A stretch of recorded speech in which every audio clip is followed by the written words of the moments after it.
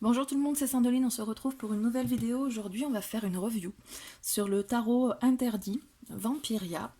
Donc, je fais partie des personnes chanceuses qui ont pu avoir le jeu enfin, complet, puisque actuellement il est plus édité en raison d'un problème d'édition. Alors, le problème d'édition, c'est qu'il y a des jeux qui se sont retrouvés avec des cartes en plus ou des cartes en moins. Donc moi les cartes en plus que j'ai eues, ben, j'en ai eu de la chance, mais quand tu as des cartes en moins sur un jeu, là c'est plus embêtant. Donc voilà, il y a eu une petite sortie, j'ai réussi à avoir un bon jeu, donc voilà, je suis assez chanceuse et donc on m'a demandé de montrer le jeu. Voilà, donc on a le coffret, je vous ai réparti les cartes en trois tas, vous allez comprendre pourquoi. Le coffret, alors moi j'aurais bien aimé l'encoche ici, mais ceci dit, c'est un beau coffret, très lisse, enfin voilà, beau, quoi qu'il en soit. Si vous me connaissez, vous savez que j'aime pas tergiverser, donc je vous fais pas l'unboxing, le machin, tout, je vous parle un petit peu de ce qu'on peut trouver. Les clés du tarot interdit, donc là on explique pourquoi c'est un tarot interdit. C'est-à-dire qu'ils ont mis en scène une petite histoire où on a les mortels et les immortels, donc les vampires, qui s'affrontent avec la fronde. Donc les vampires vont être représentés par les arcanes majeurs, les mortels par les figures de cour, et puis après on aura les mineurs. Et donc ils expliquent que c'est un tarot qui a été conçu par les vampires, qui n'est pas censé être aux mains des mortels, mais il y a un mortel qui a réussi à le dérober, qui l'a révélé aux autres mortels, du coup maintenant il est emprisonné, voilà. Après je vous laisserai découvrir la suite de l'histoire. Donc c'est un livret petit, mais qui va à l'essentiel, comme j'aime pas tellement quand ça brode. Vous voyez, donc il nous parle du tirage, comment utiliser les cartes. Ensuite, on a les arcanes majeures, donc ils expliquent la structure. Ils expliquent pour chaque carte, alors, rapidement, ce qu'il en est. Le visuel, vous voyez. Et puis, pour chaque personnage, bon, vous avez les mots-clés, force, faiblesse, puisqu'on est sur un personnage, donc un peu comme dans les jeux de rôle. Et puis, la carte inversée, ce que ça veut dire. Donc comme ça, pour toutes les arcanes majeures, tous les arcanes majeurs, pardon. Ensuite, on passe aux mineurs. Et donc, ils expliquent la structure des mineurs. Donc, on a 4 armes du chasseur. Donc, on va avoir le miroir qui correspond aux coupes. Donc, les coupes, c'est dans l'eau, on peut voir le reflet. Donc, dans le miroir, pareil, ça correspond aux coupes. Donc, ça te renvoie surtout, il vous explique à chaque fois, hein, te renvoie à ton image, comme tes émotions réagissent à ce qui t'entoure et à ce qui te touche. Voilà. L'argent, donc, ce sont les deniers ou les pentacles. Le pieu, ce sont les bâtons. Et l'épée, c'est l'épée, évidemment. Ensuite, ils vont parler d'une structure. Alors, c'est là où je voulais vous en parler un peu plus. Au niveau des figures de cour, vous n'en avez pas 4, mais 6. Pourquoi ? Parce que déjà, vous avez... on va retrouver le valet, le cavalier, la reine, le roi. Sauf qu'à chaque archétype, vous allez avoir l'énergie féminine et l'énergie masculine, donc représentée par un homme et une femme. Donc vous allez avoir d'abord les éclaireurs. Enfin, chacun correspond à une période de vie, c'est-à-dire les éclaireurs et éclaireuses, ça correspond à l'enfance, les débuts et les découvertes. Donc vous avez la figure féminine et la figure masculine. Donc les éclaireuses attrapent l'occasion à la volée et les éclaireurs lancent l'action. Après vous avez les cavaliers et les cavalières, qui correspondent à la période de l'adolescence, donc de l'action, de l'avancée. Donc les cavalières attaquent avec rapidité et les cavaliers défendent avec force. Et les commandants et commandantes qui correspondent donc au roi et aux reines, et donc à l'âge adulte, la maîtrise, la gestion. Donc les commandantes rassemblent et mobilisent, les commandants agissent et font prospérer. Voilà, et ensuite vous avez les arcanes mineurs, et donc vous avez pour chaque les mots-clés, les forces, les faiblesses et inversées. Donc voilà, ça va à l'essentiel, c'est un livret qui, pour moi j'aime bien ce genre de livret, ça n'empêche pas qu'il soit très bien fait, de très bonne qualité. Voilà, souvent quand on trouve des livrets de cette taille, ça va être des trucs un peu plus noir et blanc, avec du papier, voilà. Là, on est sur du papier glacé, en couleur, donc voilà, super, moi je suis bien contente du livret, avec à la fin, des petits tirages en rapport avec le jeu. Voilà, donc tirage du pont, tirage de la clé, du glaive, de la longue vue, voyez, du serment de sang, ouh. Donc des tirages un peu sympas qu'il faudrait que j'essaye. Et on a même un tableau récapitulatif pour les mots-clés. Ce qui est pas mal. Moi j'aime bien ce genre de truc. Voilà. Et donc, les arcanes majeurs et mineurs. Donc on a parlé, je vais commencer par les figures de cour puisque je vous en ai déjà parlé. Donc vous avez déjà la série des éclaireurs. Donc vous voyez l'éclaireur d'épée, l'éclaireur de miroir, l'éclaireur d'argent. Je vous explique pas toutes les cartes, hein. Quand vous aurez acheté le bouquin, enfin le jeu, vous aurez tout dans le livret. Les images sont très bien illustrées, sont très parlantes et sont expliquées dans le livret. Donc une fois qu'on a lu le petit morceau, donc il n'y a pas besoin de lire tout un bouquin pour avoir la signification d'un arcane, vous savez. Par exemple, là ils expliquent que l'éclaireur, il va s'assurer, comme à l'époque où on croquait l'argent pour savoir si c'était du vrai, mais il va s'assurer que les ressources matérielles, puisqu'on est dans les deniers, sont bonnes, etc. L'éclaireur de pieux. Ensuite, on passe aux éclaireuses. Donc, éclaireuse d'épée. Éclaireuse de miroir. Vous voyez, là, ça peut paraître bizarre d'avoir une éclaireuse qui est en train de se pomponner, quoi. Mais ils expliquent dans le livret que, justement, elle est en train de se pomponner parce que, du coup, elle va après pouvoir aller un peu à la pêche aux infos par rapport à la séduction. Bon, vous aurez plein d'éléments comme ça. L'éclaireuse d'argent. L'éclaireuse de pieux. Ensuite, on passe au cavalier, donc le cavalier d'épée, le cavalier de miroir. Donc, ils sont tous assez différents, hein. Ils ont vraiment chacun un rôle à jouer dans cette guerre. Et c'est assez cohérent avec les arcanes qu'on connaît d'habitude. La cavalière d'épée, la cavalière de miroir, la cavalière d'argent,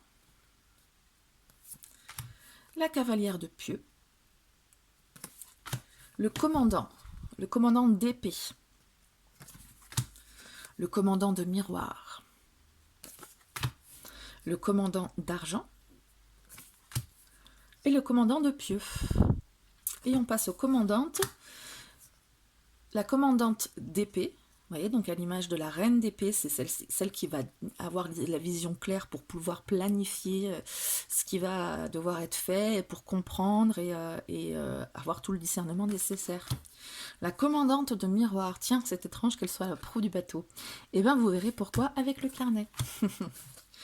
Commandante d'argent et commandante d'argent. Attends, deux commandantes. Oui, commandante d'argent et commandante de pieux. Oula, c'est moi qui bug, hein, pardon. Voilà pour les figures de cour. Ensuite, on passe du côté obscur avec les vampires qui combattent donc les... Je les remets en vue un peu. Qui combattent les mortels. Donc au niveau, pareil, on a la signification de pourquoi l'illustration dans le livret.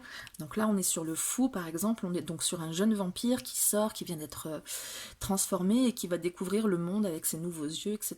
Donc ça correspond bien à la signification qu'on connaît du fou. L'alchimiste pour le magicien. La collectionneuse pour la grande prêtresse. Donc bien sûr, il faut aimer les vampires hein, quand on achète un tarot au Vampiria. Donc il faut aimer ce genre d'illustration. Moi j'adore. L'impératrice, qui s'en bat complètement les steaks hein, avec son chewing-gum au milieu. L'empereur, version roi soleil. Le grand archiatre, qui joue le rôle du pape, avec une image qui ressemble étrangement à celle de Nosferatu. Les amoureux. Alors ce que j'aime au niveau de ce jeu pour les amoureux, c'est ce qu'on peut retrouver sur certaines cartes d'autres jeux. Je ne sais plus lequel c'était, bref. Vous avez non seulement le couple masculin-féminin, mais vous avez aussi le couple féminin et vous avez aussi le couple masculin. Donc ça, c'est pas mal quand maintenant ils se mettent à faire ce genre de choses.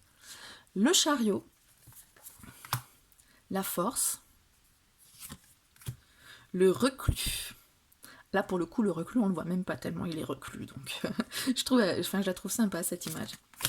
La roue des possibles, donc pour la roue de fortune, pareil, je la trouve vraiment superbe. La justice. En fait, je ne vais pas vous le dire à chaque fois parce que toutes les cartes, je les trouve superbes. Toutes. Le pendu. On a la mort. Enfin, la mort. L'arcane sans nom. Et pour une fois, justement, on a un tarot qui respecte cette structure-là en ne l'ayant pas nommé la mort. et en étant fidèle au tarot de Marseille, en ne lui mettant pas de nom.